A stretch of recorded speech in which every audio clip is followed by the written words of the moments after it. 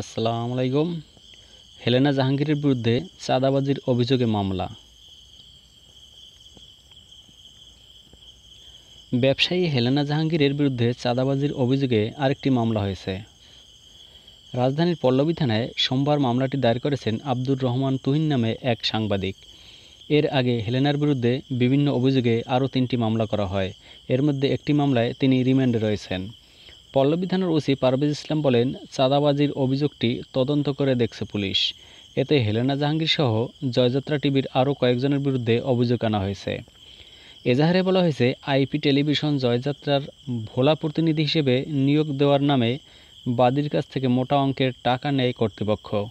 এই প্রক্রিয়ার সঙ্গে টিভির chairman Helena Jahangir, general manager Hajera, প্রধান বার্তা সম্পাদক কামরুজ্জামান আরিফ, কোঅর্ডিনেটর সানাউল্লাহ নুরি, স্টাফ রিপোর্টার মাহবুস শাহরিয়ারসহ অজ্ঞাত পরিচয়ে 10-12 জন জড়িত ছিলেন।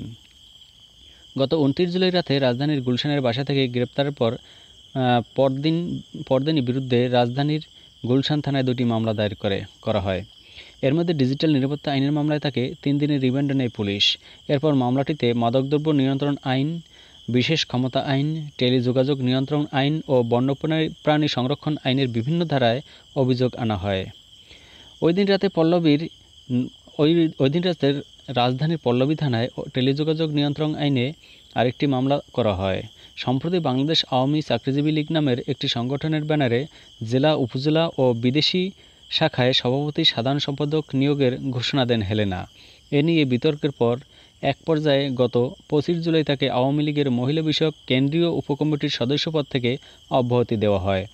তাকে গ্রেপ্তারের পর রাজধানীর মিরপুরে তার মালিকানাধীন জয়যাত্রা টিভিতে অভিযান চালায় কর্তৃপক্ষ। আইপিটিভি পরিচালনায় কোনো বৈধ কাগজপত্র না থাকায় এর কার্যক্রম বন্ধ করা হয়েছে। ধন্যবাদ সকলকে।